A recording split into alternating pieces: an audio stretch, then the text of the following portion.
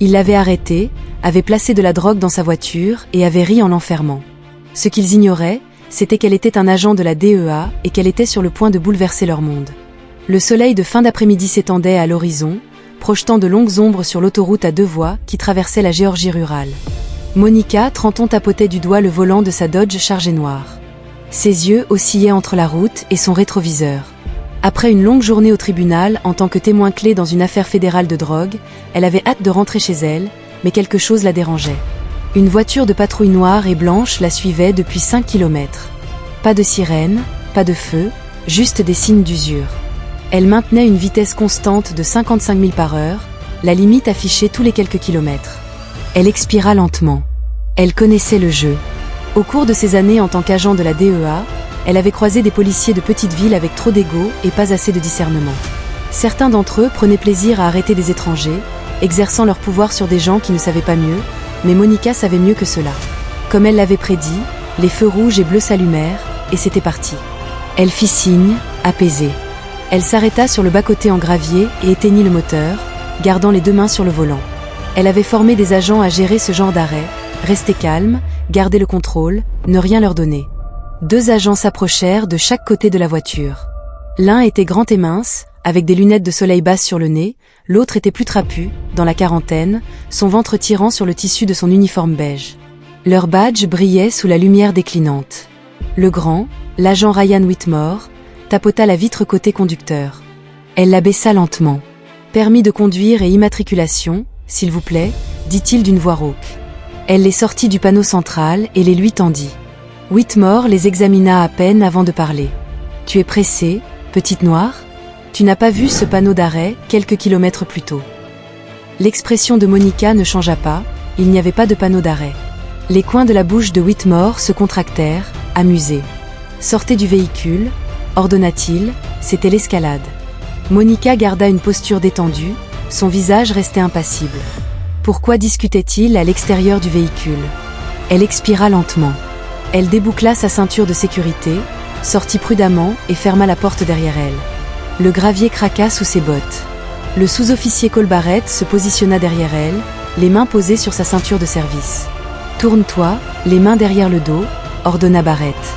Whitmore fit un pas plus près. « Vous avez de la drogue dans cette voiture, n'est-ce pas ?» Monica faillit rire de l'absurdité de la situation. « Vous plaisantez, n'est-ce pas ?» Aucun d'eux ne sourit. « Je suis un agent fédéral, » dit-elle d'une voix ferme. « Mon badge est dans mon... » Barrett attrapa son poignet, elle retira son bras d'un coup sec. « C'est une agression sur un agent fédéral. » Le sourire de Whitmore disparut. « Madame, je me fiche de qui vous prétendez être. Nous avons probablement des raisons de vous arrêter, car vous correspondez à une description. » Une description. Monica soutint son regard, sachant exactement ce que cela signifiait. Whitmore se retourna vers sa voiture et tapa sur son répartiteur radio. « Nous avons un véhicule suspect, possible transport de drogue, demande d'un K9. » Ce n'était pas un arrêt de routine, il la piégeait. La main de Barrett était proche de son taser. « Nous n'allons pas redemander. » Le pouls de Monica resta stable, mais sa mâchoire se serra. Elle aurait pu les abattre tous les 2 si elle le voulait, avec des années d'entraînement à la survie au combat, mais elle devait être intelligente, jouer leur jeu. Pour l'instant, elle se retourna lentement, les mains derrière le dos. L'acier froid des menottes mordit ses poignets, tandis que Barrett les enclenchait. Ils la poussèrent vers la voiture de patrouille, son propre badge toujours dans la main de Whitmore, qui ne l'avait même pas regardé. Puis Whitmore se pencha, d'une voix basse et suffisante. « Bienvenue dans le comté de Wilkins, chérie. » Mais ils n'avaient aucune idée à qui ils avaient affaire. La banquette arrière d'une voiture de patrouille n'était pas nouvelle pour Monica. Elle s'y était assise à maintes reprises au fil des ans, mais jamais dans cette position, les mains menottées, les jambes à l'étroit, regardant 2 officiers corrompus se tapoter le dos comme s'ils venaient de réaliser le plus gros coup de leur carrière. Dehors, Whitmore ouvrit le coffre de sa voiture, sifflant bas avant de se tourner vers Barrett avec un sourire narquois. « Eh bien, regardez ce que nous avons là. » Barrett se pavanait, comme s'il savait déjà ce qu'il trouverait. « C'est vraiment dommage. » Monica n'avait pas besoin de le voir. Elle savait que la drogue était plantée, probablement de la méthamphétamine ou du fenouil, quelque chose de facile à justifier, quelque chose qui collerait. Whitmore sortit une brique scellée sous vide et elle brandit. Il disait quelque chose à propos d'être un agent fédéral. Barrett secoua la tête en souriant. N'est-ce pas drôle? On dirait qu'on s'est retrouvé avec un trafiquant à la place. Les doigts de Monica se resserrèrent en point derrière son dos. Ce n'était pas de la négligence, c'était de la routine. Ils avaient déjà fait cela. Choisir une cible, planter des preuves, laisser le système les avaler tout entier. Elle garda sa respiration régulière. Ce n'était pas la première fois qu'elle se retrouvait en infériorité numérique. Whitmore se dirigea nonchalamment vers la voiture, les bras posés sur le cadre de la fenêtre, alors qu'il regardait à l'intérieur. Maintenant, tu avais un badge, bien sûr, mais je n'ai jamais entendu parler d'un agent de la DEA qui transporte des kilos dans mon comté, n'est-ce pas, Cole? Barrett rit. Elle pensait que montrer un faux badge allait la sauver. Les lèvres de Monica bougèrent à peine. Regarde le badge. Whitmore sourit. Oh, je l'ai lu. Vrai ou pas, ça n'a pas d'importance parce que devine quoi? Dans environ 24 heures, ce titre fantaisiste de la DEA ne signifiera plus rien. Elle pencha la tête en le regardant. C'est vrai. Oh ouais, dit Whitmore. Une fois qu'on aura réservé ça, une fois que ton visage sera partout dans les nouvelles, tout le monde se fiche de qui tu prétends être. Tu es juste un autre criminel et dans cette ville, chérie, tu n'as pas le droit de gagner. L'estomac de Monica se serra, non pas de peur mais de rage. Il pensait vraiment pouvoir l'enterrer, que personne ne viendrait la chercher, qu'elle n'était qu'un autre visage, une autre victime. Elle sourit juste assez pour faire réfléchir Whitmore. « Tu trouves ça drôle ?» aboya-t-il. La voix de Monica était calme, délibérée. « Je pense que tu es un idiot. » L'expression de Whitmore vacilla légèrement. Barrett ouvrit brusquement la porte. « C'est assez, fais-la sortir. » Les menottes s'enfoncèrent dans ses poignets alors qu'il la sortait de la voiture. Le parking devant le bureau du shérif du comté de Wilkins était presque vide, à l'exception de quelques autres voitures de patrouille. Le bâtiment lui-même était petit, un de ces commissariats de campagne où les choses disparaissaient tout simplement. Les gens, la paperasse, des dossiers entiers. Whitmore la poussa en avant, la laissant entrer à l'intérieur. L'air était vicié, chargé de l'odeur du café brûlé et de l'après-rasage bon marché. Un sergent de bureau grisonnant leva les yeux alors qu'ils entraient, haussant à peine un sourcil. « C'est quoi ce trafiquant ?» demanda Barrett en glissant le badge de Monica sur le comptoir des faux identifiants DEA. Le sergent le ramassa et plissa les yeux. « Hein ? Enregistrant maintenant ?» ajouta Whitmore. Le sergent expira, clairement indifférent. Il l'a mis en détention aussi. Whitmore attrapa le coude de Monica, la guidant vers un couloir bordé de cellules de détention. Les murs étaient en parpaing froid et impitoyable. Il se pencha près d'elle. « C'est là que tu commences à penser à quel point tu viens de tout gâcher. » Elle ne scia pas. « Je ne suis pas celle qui a tout gâché. » Whitmore sourit. « On va voir à ce sujet. » La porte de la cellule claqua. Monica s'assit sur le banc en métal, roulant des épaules. Elle n'était pas inquiète de sortir, c'était inévitable. Non, ce à quoi elle pensait, c'était comment les faire payer. Mais d'abord, elle devait les laisser creuser leur propre tombe un peu plus profondément. Monica s'assit sur le banc en métal froid, le dos droit, son expression impassible. Les murs de béton autour d'elle étaient marqués par le temps, l'air chargé de vieilles sueurs et de mauvaises décisions. Elle avait déjà été dans des endroits comme celui-ci, mais jamais du mauvais côté des barreaux. De l'autre côté de la cellule, un jeune homme noir, au début de la vingtaine, assis par terre, les genoux repliés, la tête appuyée contre le mur, la regarda dans les yeux, surpris et prudent. « Tu savais ce qu'il avait demandé ?» Monica eut un sourire narquois, quelque chose comme ça. Il hocha la tête en se frottant une ecchymose fraîche sur la joue. « Laisse-moi deviner, Whitmore et Barrett. » Elle ne répondit pas, n'en avait pas besoin. Le jeune homme rit amèrement. « Ouais, ils m'ont tué aussi. » Monica pencha la tête alors qu'il expira brusquement en secouant la tête. « Tu vois, il dit que mon feu arrière était éteint, il m'a arrêté, puis soudain, j'avais une somme suspecte sur moi. Je travaille dans un foutu entrepôt, j'économise depuis des mois. » Il rit, mais il n'y avait aucun humour. Le plus drôle, c'est qu'au moment où nous sommes arrivés, l'argent avait disparu. La mâchoire de Monica se serra, c'était donc la routine. Whitmore et Barrett n'étaient pas seulement corrompus, ils étaient des prédateurs qui chassaient des gens qu'ils savaient incapables de riposter. Elle se pencha légèrement en avant. « Depuis combien de temps es-tu ici ?»« 3 jours. » Il marmonna, « N'appelle pas d'avocat. Ma mère ne sait même pas où je suis. » Le pouls de Monica s'accéléra. 3 jours, assez longtemps pour que les choses se perdent dans le système. Elle en avait fini d'attendre debout. Elle étira ses épaules pour lâcher la tension. Les menottes avaient disparu maintenant. Petite victoire, mais elle était toujours enfermée dans une cellule et cela ne suffirait pas. Elle fit un pas vers les épais barreaux de fer et jeta un coup d'œil vers la réception. Un seul adjoint était assis là, feuilletant des papiers, à peine attentif. Puis elle entendit les pas lourds et familiers de Whitmore et Barrett s'approchant du jeune homme à côté d'elle, tendu. C'est parti. Whitmore s'arrêta devant les barreaux, souriant comme un homme qui pensait avoir déjà gagné.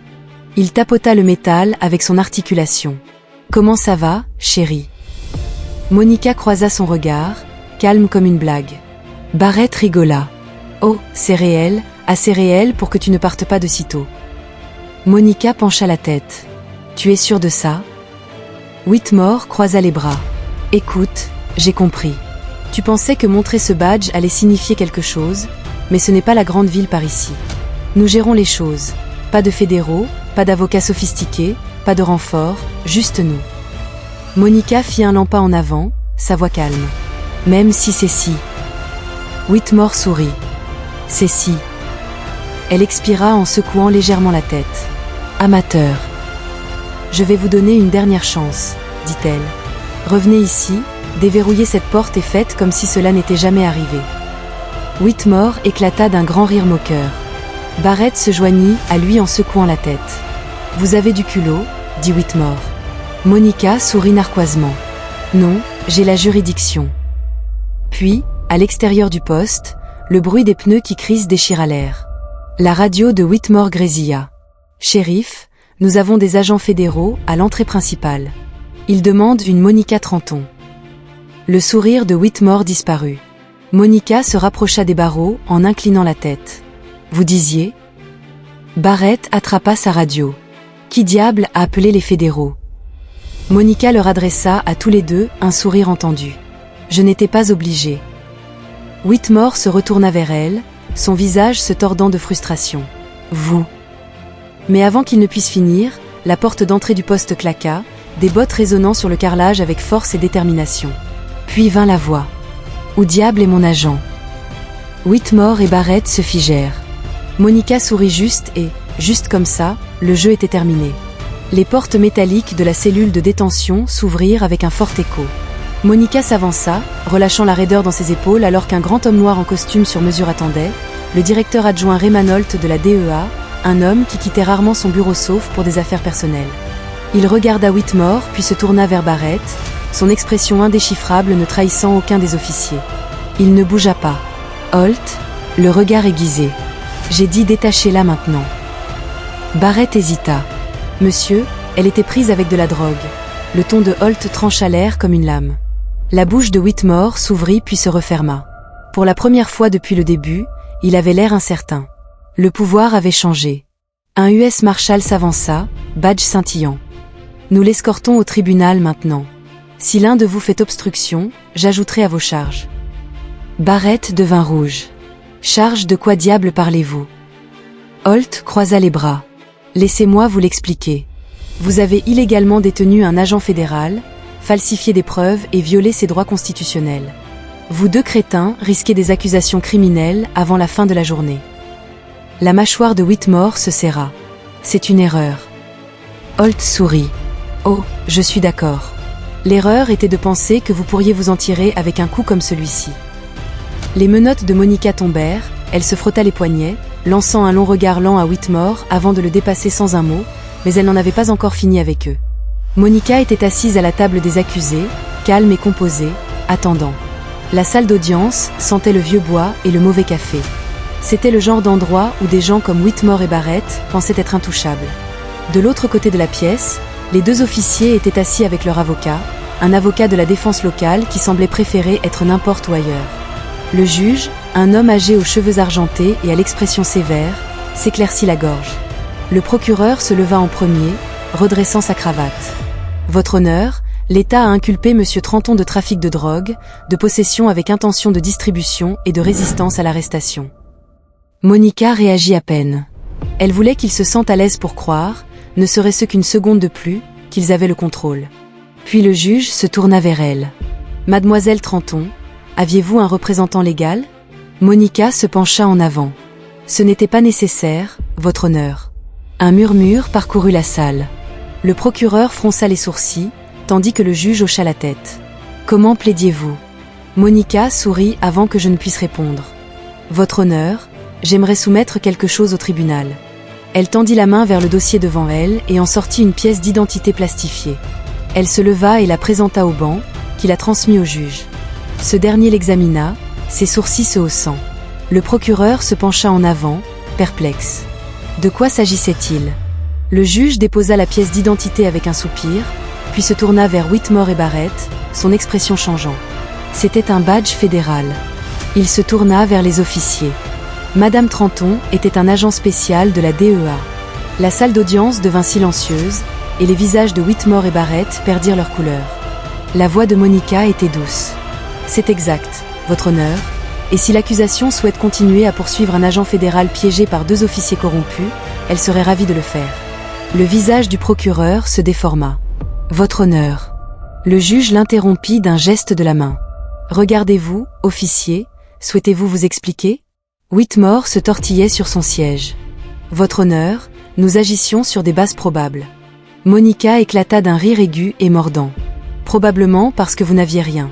Vous m'avez arrêté en pensant pouvoir vous en tirer. » L'expression du juge se durcit. Il se tourna vers le procureur. « Je suppose que vous allez abandonner toutes les charges. » Le procureur, l'air malade, hocha la tête. « Oui, votre honneur, très bien. » Le juge se tourna vers Monica. « Agent Tranton, vous êtes libre de partir. » Elle ne se rassit pas, mais se tourna plutôt vers Whitmore et Barrett. « Maintenant, parlons de ce qui arrive aux policiers corrompus qui piègent des innocents, mais cette fois, ils ne s'en tireront pas. » Whitmore et Barrett étaient assis, raides, leurs mains agrippant les bords de la table comme si le bois pouvait les empêcher de sombrer. La couleur avait disparu de leur visage. Leur arrogance avait été remplacée par quelque chose que Monica avait déjà vu, la peur. Le juge ajusta ses lunettes, les regardant de haut. Les officiers, ce tribunal prend très au sérieux les allégations de corruption. Sa voix était ferme et stable, le genre de voix qui faisait transpirer les hommes. Monica se tourna pour leur faire face, les bras croisés, elle les avait exactement là où elle le voulait. Elle fit un pas lent en avant, sa voix calme et contrôlée. Revenons sur ce qui s'est passé. La mâchoire de Whitmore se contracta, mais il ne dit rien. Vous m'avez arrêté pour un panneau d'arrêt inexistant. Elle continua en prétendant que je correspondais à une description. Ensuite, vous avez placé de la drogue dans mon coffre, pensant que personne ne viendrait vous chercher. Vous m'avez arrêté sous un faux nom. Elle pencha la tête. Ai-je raté quelque chose ? La salle d'audience était plongée dans un silence de mort. Barrett ouvrit la bouche, mais Monica ne le laissa pas parler. Non, attendez, j'ai raté quelque chose. Elle fouilla dans le dossier sur le bureau du procureur. Il s'avérait que vous n'étiez pas seulement de mauvais flics, mais aussi stupides. Elle brandit un relevé bancaire imprimé. Le FBI avait effectué un audit d'urgence de vos 2 comptes. Au moment où j'ai appelé, sa voix était comme une lame. Et devinez quoi ? Vos comptes chèques racontaient une jolie petite histoire. De gros dépôts trop importants pour les salaires des policiers des petites villes. Des milliers de dollars arrivaient à intervalles réguliers, tous provenant de sociétés écrans liées à des opérations de drogue. Le procureur lui arracha les papiers des mains, les yeux écarquillés en lisant. Monica se tourna vers les officiers. Vous ne faisiez pas que piéger des gens, vous étiez payé pour le faire. La salle d'audience éclata. Le juge frappa violemment son marteau. Ordre du tribunal. Whitmore bondit de son siège. C'est absurde, il n'y a aucune preuve. Monica haussa un sourcil. Aucune preuve ? C'est drôle, car mon service avait des virements électroniques, des relevés téléphoniques, même des images de surveillance de Barrett ici, en train de rencontrer des trafiquants connus. Barrett pâlit. C'est un mensonge. Mon regard se tourna et fit un geste vers l'entrée. Les portes s'ouvrirent, un marshal américain entra, suivi de 2 hommes en costume. L'agent principal enquêteur spécial 3 d'Orson brandit un mandat scellé. Juge, nous avons des mandats d'arrêt fédéraux pour les officiers Ryan Whitmore et Cole Barrett, accusés de falsification de preuves, de complot et de multiples chefs d'accusation de violation des droits civiques. Whitmore tituba en arrière. Vous nous avez piégés. Monica rit. Vous vous êtes piégés. Barrett se leva d'un bond. Vous ne pouvez pas faire ça. Le marshal s'avança, menottes déjà sorties. En fait, nous pouvons. Whitmore se précipita vers la porte, mais il ne fit pas long feu. 2 adjoints l'interceptèrent, le poussant visage contre la table du tribunal, ses propres menottes claquant autour de ses poignets. Barrett se tenait figé, regardant Monica, ses mains tremblant. Le marshal attrapa son bras, le tordant dans son dos. « Cole Barrett, vous êtes en état d'arrestation, alors que les 2 officiers en disgrâce étaient traînés. » Monica expira lentement. La justice était un jeu de longue haleine, mais aujourd'hui, elle avait gagné. Cependant, il restait encore une dernière chose à faire. La salle d'audience se vida rapidement après le spectacle des 2 officiers corrompus emmenés menottés. Le procureur était assis, affalé à son bureau, se frottant les tempes, se demandant probablement comment son dossier avait pu s'effondrer si vite. Le juge était déjà parti, et maintenant il ne restait que Monica, le directeur adjoint Holt et une poignée d'agents fédéraux debout dans la pièce presque silencieuse. Holt se tourna vers Monica, les bras croisés. « Tu es bien ?» Elle hocha la tête. « Ouais. » Il expira. « J'ai pensé que quelque chose n'allait pas quand tu ne t'es pas enregistré après le tribunal hier. Quand le poste a refusé de confirmer ton arrestation, je savais qu'on avait un problème. » Monica sourit narquoisement. « J'y apprécie la cavalerie. » Holt lui lança un regard. « Tu as de la chance, tu n'as pas de plus gros ennuis. Tu aurais dû t'identifier à la seconde où ils t'ont menotté. » Monica haussa les épaules. Ça n'aurait pas eu d'importance, il n'allait jamais vérifier. Holt passa une main sur son visage, secouant la tête. « Tu fais toujours les choses à la dure. » Hardway obtient des résultats. Il laissa échapper un rire sec.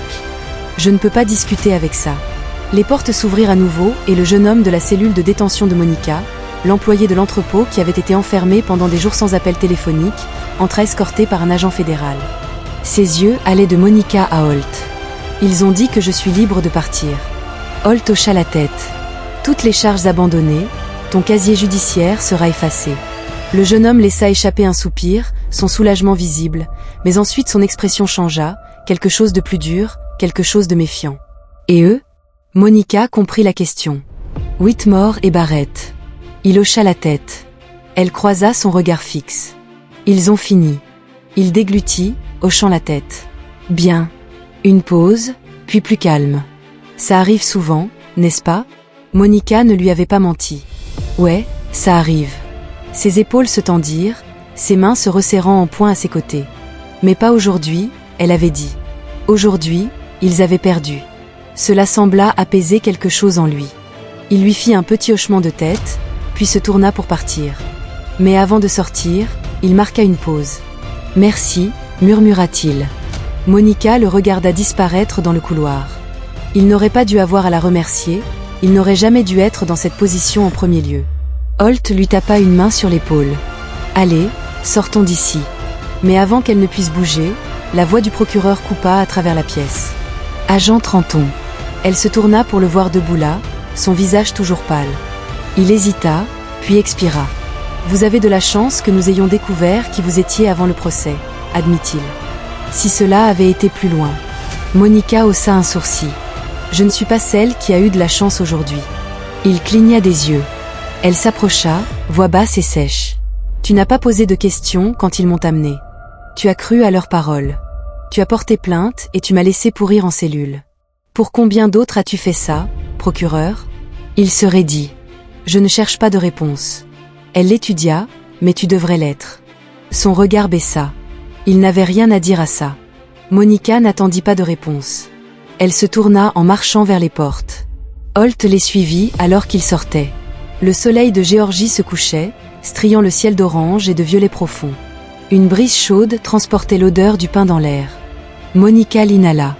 Holt lui donna un petit coup de coude. « Tu es prête à partir ?» Elle fit un petit sourire. Ouais, elle avait du travail à faire. Parce que ce n'était pas juste une victoire, c'était un avertissement. Et des gens comme Whitmore et Barrett, ils n'étaient pas les seuls à avoir besoin de l'entendre. Monica sortit du palais de justice. Les dernières traces de lumière du jour s'estompaient derrière l'arbre. L'air sentait plus pur ici. La liberté avait une odeur. Et elle n'allait pas la prendre pour acquise. Holt marchait à côté d'elle, les mains dans les poches, son expression habituelle et nonchalante s'adoucissant un peu. « Il serait en détention fédérale demain matin », dit-il. Le bureau du procureur se démène pour essayer de se distancer du désordre. Monica sourit narquoisement. « Il devrait l'être. Ce ne sont pas seulement 2 flics corrompus, c'est tout un système qui les laisse s'en tirer. » Holt soupira en secouant la tête. « Tu sais, ce ringard, ce sera la dernière fois qu'on verra ça. » « Ouais, admit Monica, mais aujourd'hui, nous en avons mis 2 à quelques mètres plus loin. Un petit groupe s'était rassemblé près des marches du palais de justice, des gens du coin qui avaient probablement déjà eu affaire à Whitmore et Barrett et qui n'auraient jamais pensé les voir abattus. Parmi eux se trouvait le jeune employé de l'entrepôt de la cellule de détention. Il se tenait sur le côté, les mains enfoncées dans ses poches, observant quand ses yeux croisèrent ceux de Monica. Il lui adressa un bref signe de tête, du respect, de la gratitude, peut-être même de l'espoir. C'était suffisant. Monica se tourna vers le SUV noir de Holt. Il lui lança un regard entendu, puis déverrouilla les portes. « Quelle est la prochaine étape pour toi ?» Monica se glissa sur le siège passager, étirant ses poignets endoloris, l'habituel. Holt rit doucement en démarrant le moteur. C'est elle. Elle se pencha en arrière, les yeux dérivant vers le palais de justice dans le rétroviseur pour s'assurer que le prochain Whitmore et Barrett réfléchissent à 2 fois avant de réessayer. Certaines personnes pensaient que le pouvoir les protégeait, que le bon badge, les bonnes connexions, le bon système les mettait à l'abri des conséquences. Mais la justice avait une façon de rattraper Whitmore et Barrett. Ils n'étaient pas spéciaux, juste 2 noms de plus ajoutés à une longue liste de personnes qui pensaient pouvoir s'en tirer jusqu'à ce qu'elles ne le puissent plus. Monica savait que ce combat n'était pas terminé. Il y en avait d'autres là-bas, plus de ceux qui abuseraient du système, plus de ceux qui croyaient être intouchables. Mais cela n'avait pas d'importance, car chaque fois qu'il tombait, cela envoyait un message. Personne n'est au-dessus de la loi. Et pour ceux qui pensaient le contraire, ils le découvriraient bien assez tôt. Si vous croyez que la justice ne devrait jamais être facultative, assurez-vous de vous abonner pour plus d'histoires comme celle-ci, partagez cette vidéo, laissez un commentaire et continuons à exposer la vérité ensemble.